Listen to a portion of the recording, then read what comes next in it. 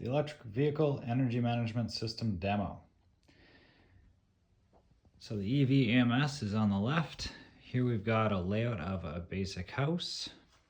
So living room, top left, kitchen, top right, laundry room, bottom right, and garage, bottom left.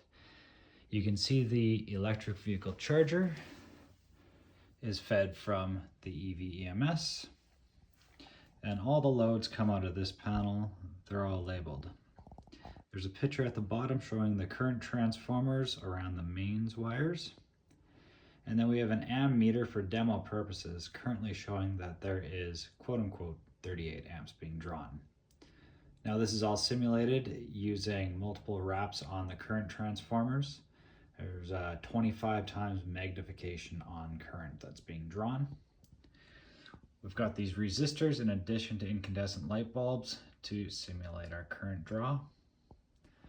So approximately 19 amps between these two rooms. So if I shut off, if we shut off the laundry,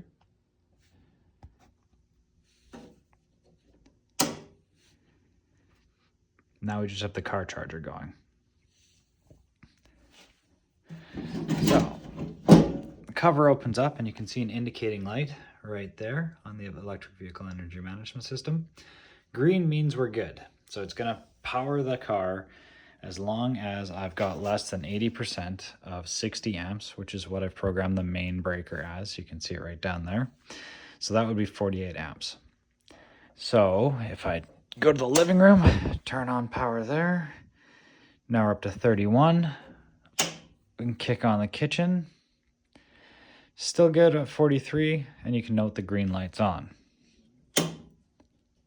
Now if I turn on my laundry, now I'm up to 50 amps, and you can see that green light blinking.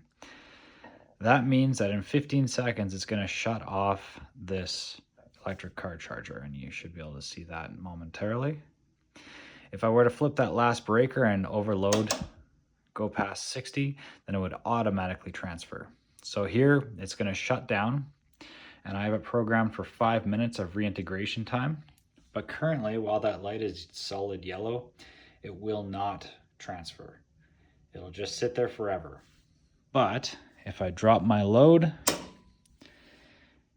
now I've come down to a point where if the car charger came back on, it wouldn't overload the service. This orange light begins blinking, and that's telling us that that 5-minute countdown has started. If I were to wait 5 minutes, it would transfer back, but because I don't want to wait, I can hit this reset button and it'll force the reset. There we go. So this is how you can have a car charger in your house with too small of a service and not overload anything.